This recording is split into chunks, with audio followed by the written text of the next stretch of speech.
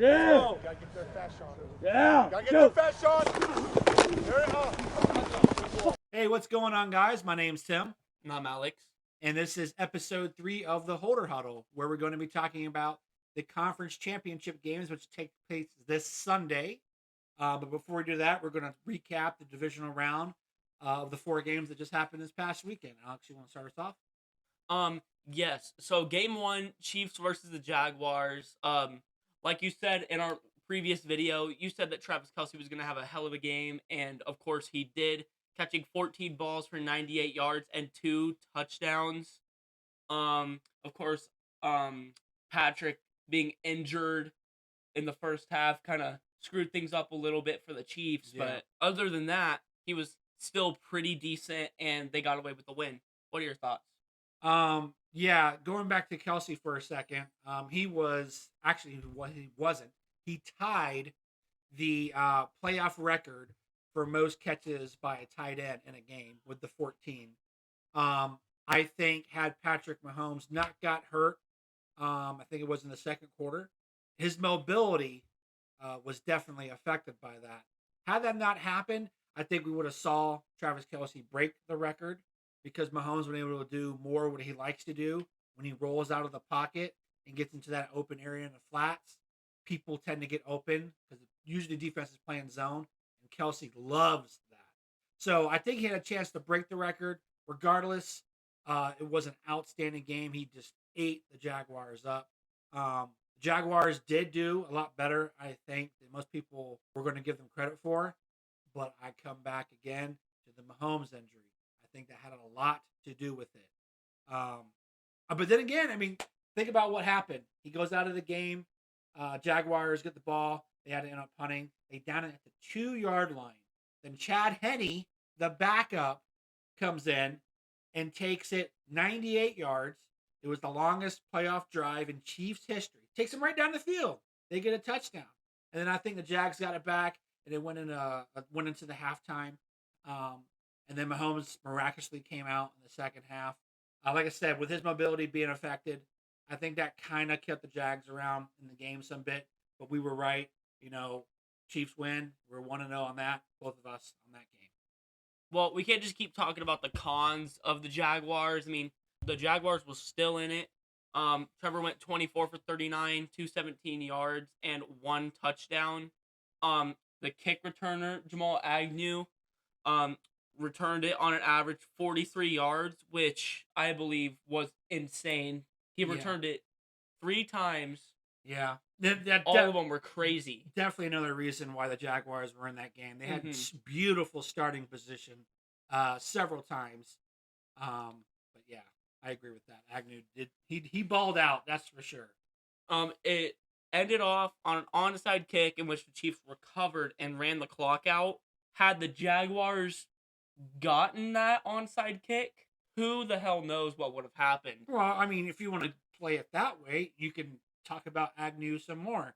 He was the one that caught the pass out into the flats. I think it was within the 15-yard line of the Chiefs, and caught the ball and went to spin, took a step, and then fumbled the ball, and the Chiefs recovered it.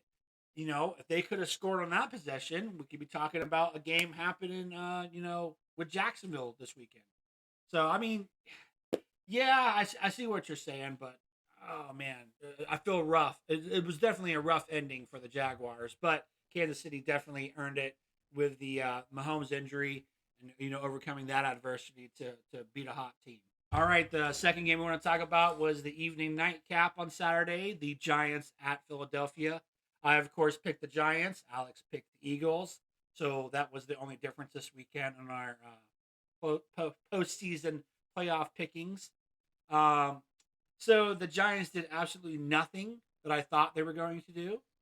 They did score. I got Until the third quarter. They scored. Daniel Jones wasn't finding the open guy. He was horribly inaccurate. He wasn't scrambling. Saquon wasn't scrambling. The only people that were scrambling for the Giants were the Giants defense. Pretty much the entire game. I mean, if you look at the stat line, the Eagles didn't have a ton of yards, but the Giants just couldn't stay on the field. So the Eagles didn't have to really go far. And there were turnovers, of course. But man, what a bad way, what a bad time to show up for probably your worst game of the year. Go inconsistent Giants, Alex. Yeah, honestly, I have nothing to say about this game other than it should have been the Vikings getting destroyed by the Eagles. Daniel Jones threw an interception, had a QB rating of 57.1. Shout out to Sam Darnold. Jalen Hurts went 16-24, 154 yards, 2 touchdowns, QB rating of 117.8. Yeah, that's almost near perfection for what they consider perfect QB score. I can't remember what it is. I'll have to look it up. Yeah. Final score 38-7 Eagles. Yep, it was all Eagles all day. Giants just I don't even know. Like, I guess they were just excited to be there, but to show up like that against a division rival, when it matters, but to them it obviously didn't matter. I guess I don't know. It was rough. That's all I gotta say about that one, man. Woo. Game 3 we want to go over is the Bengals versus Bills. It was exciting seeing Damar Hamlin in the stands, watching his teammates. But was he actually there? Yes. Have you heard about the conspiracy theory? But, Dude, all right, so before the game started, they showed this golf cart coming up one of the inside stadium walkways. Mm-hmm. And supposedly Damar Hamlin, here comes Damar. Damar Hamlin's in the house. You couldn't see him. But then when you see this individual walking, that's Damar Hamlin, he has a hoodie completely covering his head. He's got his hands in his pocket, and he's kind of like walking like this. Can't see his face. He was just trying to be a surprise for the crowd, is my guess. And every time they showed him on live TV in the studio box, what did you see? The guy going like this. Okay, that's all you could make out because of why?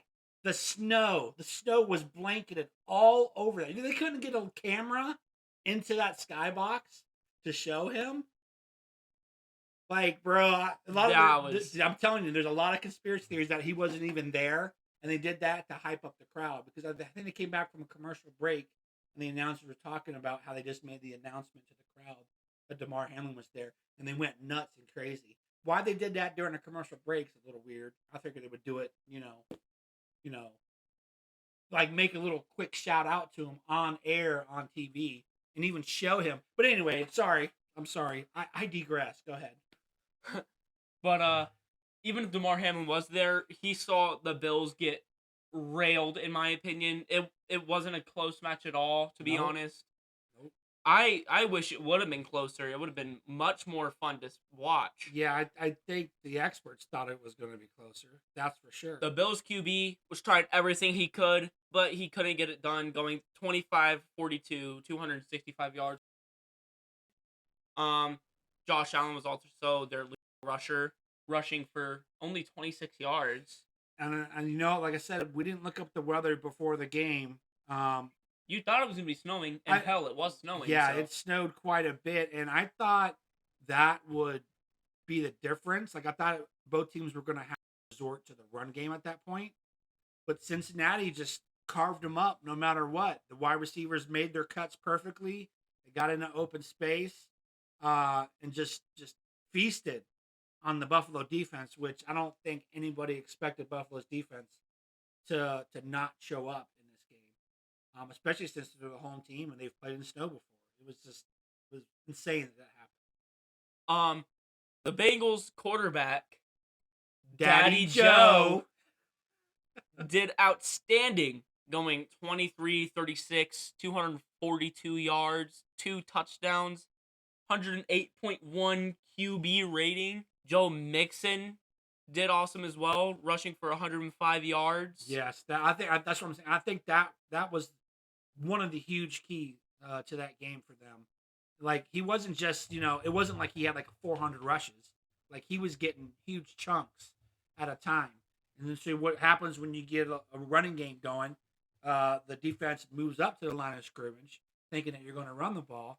Next thing you know, passing over the head, to Chase. Higgins, like whoever's open back there. And there was a lot of people open. They just carved that defense up like it was nothing. Yeah, Bengals definitely got away with another cheeky win, 27-10. Yes, sir.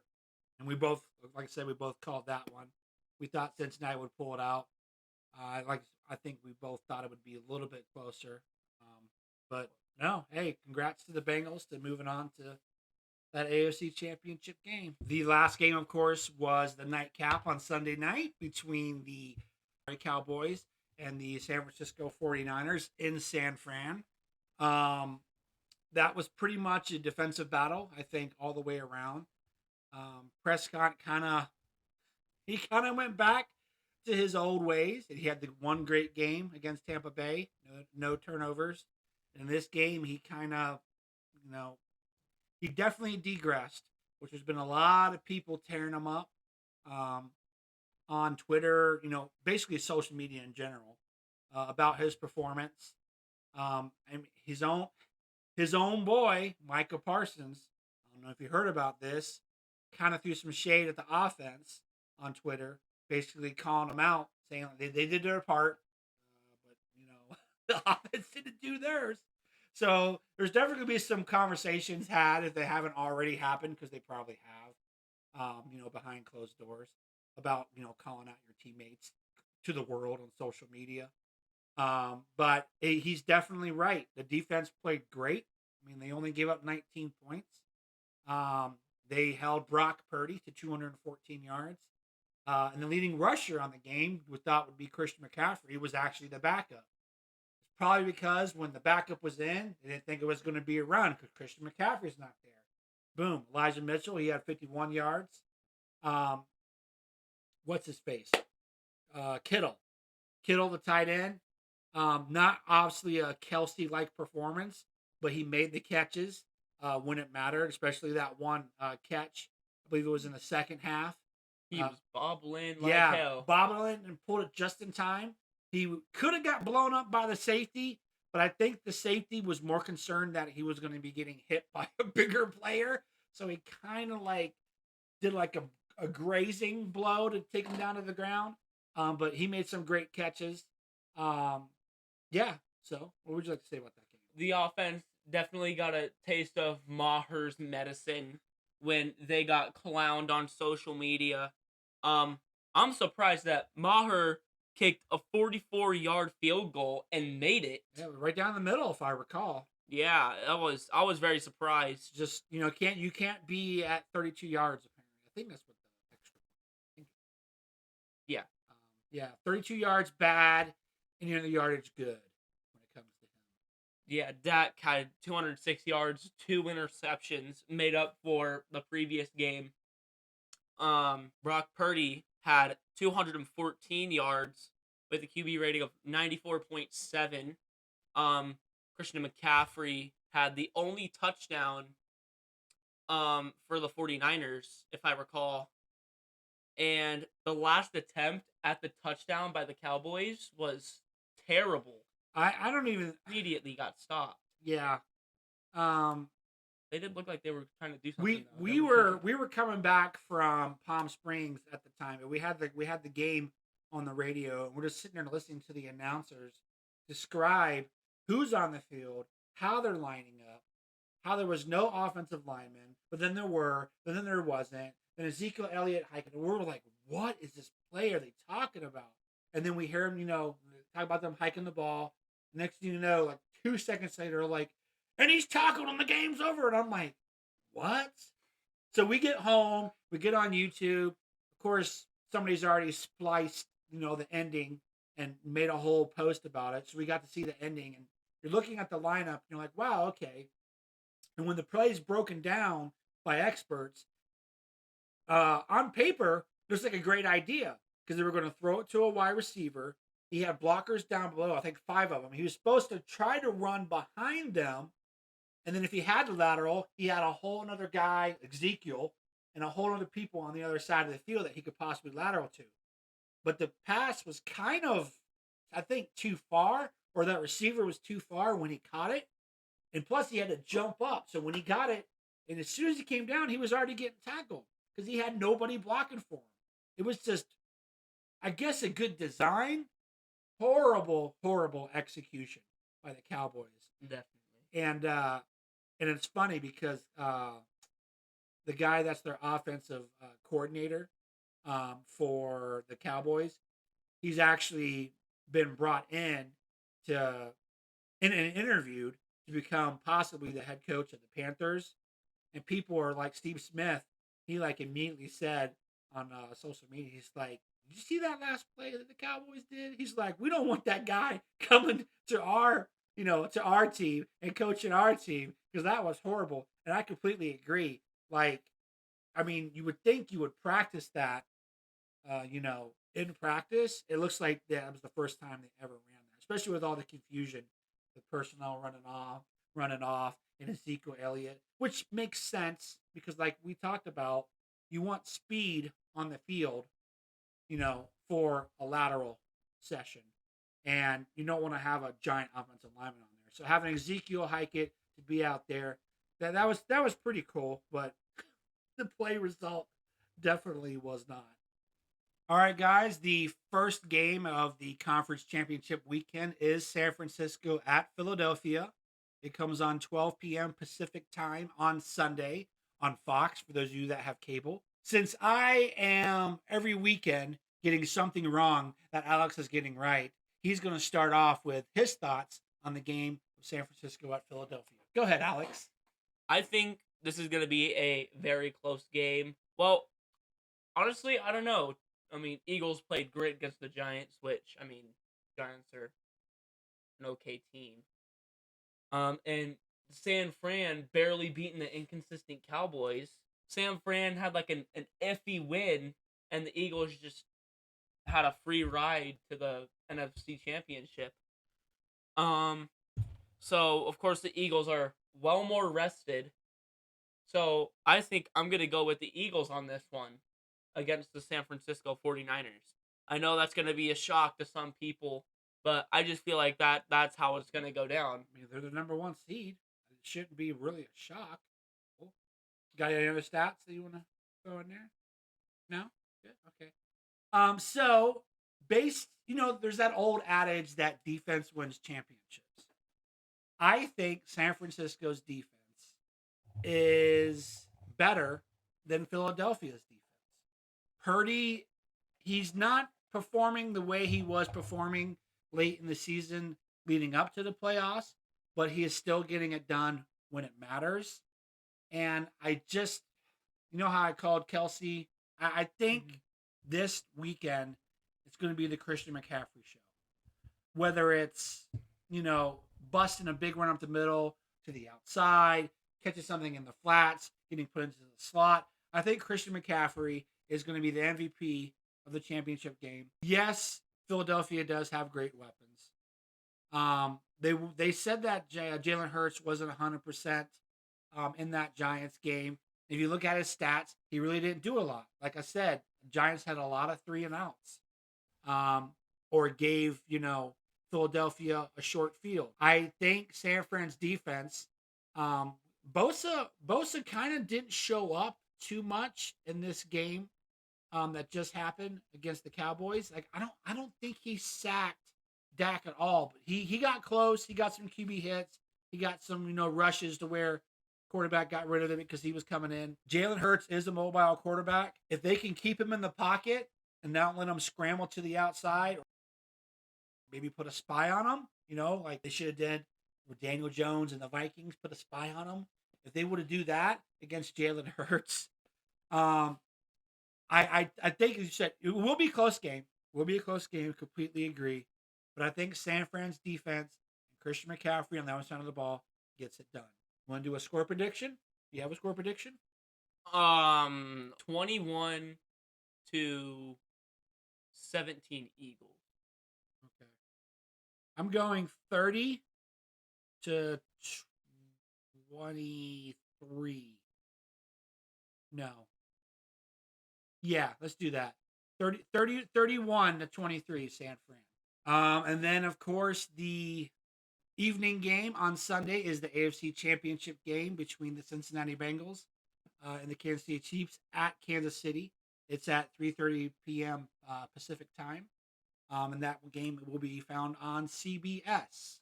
Alex, go ahead, please, with your thoughts. Um, I think it's a rematch to Cincinnati and Chiefs from last year. Yes, yes, it is. And last year Bengals got it done, just barely though against the Chiefs. A win's a win. Yeah. They did put up a fight against the Rams in the Super Bowl last year. Yes, they did. Came back late, second half, made it interesting. Then Aaron Donald point to his Yeah. hand saying, "Give me that ring" at the end of the game. Yep. Crucial Stafford drive to get that touchdown, and then the defense, like you said, Donald was a beast on that last possession. Daddy Joe tried to pull it out. Whoa! Cincinnati at Kansas City. What do you think is going to happen? I feel like it's going to be the opposite of last year. I think the Chiefs are barely going to get it done. Obviously, we never know. Joe Burrow can come in absolutely nutso, butso, right? He can come in crazy hot, and then Patrick Mahomes, slightly injured from last week, could mess up his leg. Right. Yeah, they're saying he's going to be good. Like, they're already saying he's going to be good to go. He's not going to have any issues. Well, he's going to be real hurt on it, kid. He's going to be less than a week, into recovery of this injury. And just like with any injury, once you hurt something, the risk of re-injury to that particular part of your body is at higher risk. With only a week of recovery, it could very well happen again. He could just be running down the field. Somebody grabs his ankle, and not saying they would do it on purpose, but just turns it just a little bit. He could get re-injured. And you got Chad Henne coming in full time. I think Cincinnati, I think they're on that Super Bowl push. They're in Super Bowl form.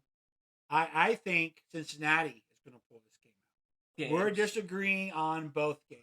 Oh, I can't wait to see how this one turns out. Yeah, I know Kansas City has been, I think it's 5 straight AFC Championship games they've been to.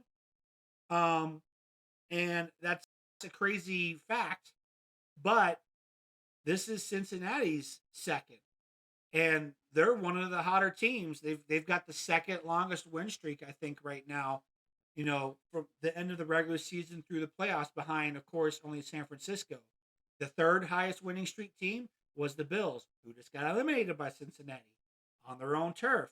So I think they're the second hottest team right now in the NFL. I think the way their defense is playing, if they can contain Kelsey, which that's a huge thing to do. And if Mahomes is limited with his scrambling, I think the defense is going to get it done. It could be a shootout. Like, I think it could be just back and forth, score.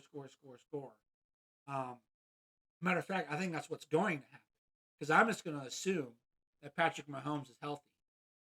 Even though Cincinnati has a great defense, Kansas City's wild.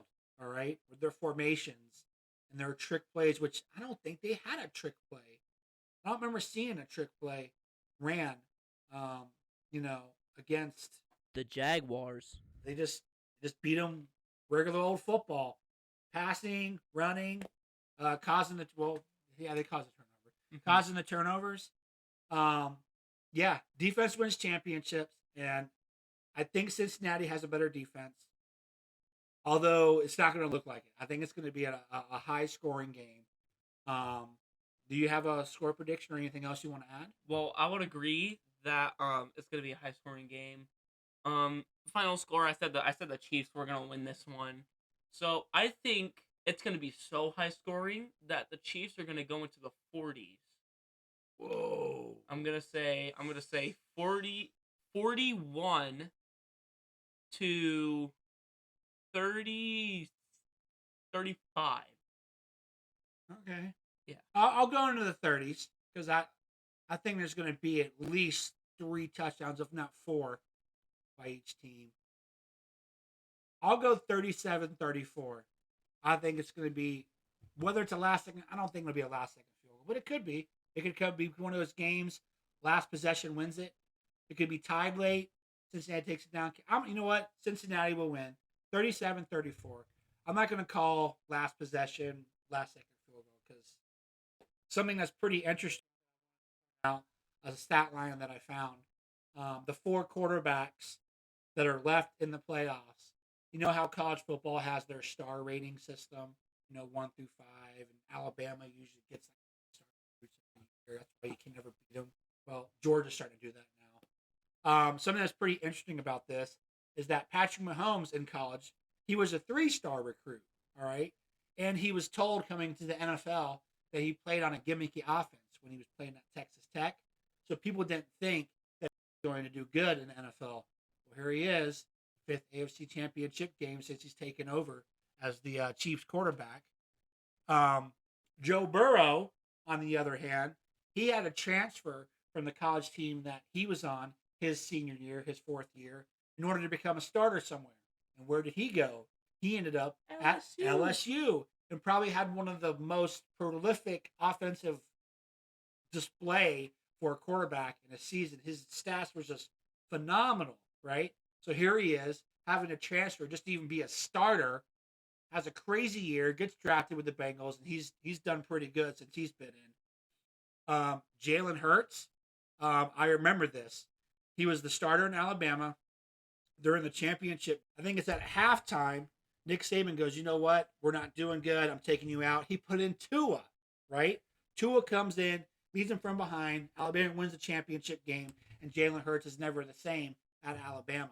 So you're like, man, all these people that weren't so great in college, or, I mean, they were Joe Burrow's last year, all of a sudden, here they are in the AFC Championship game.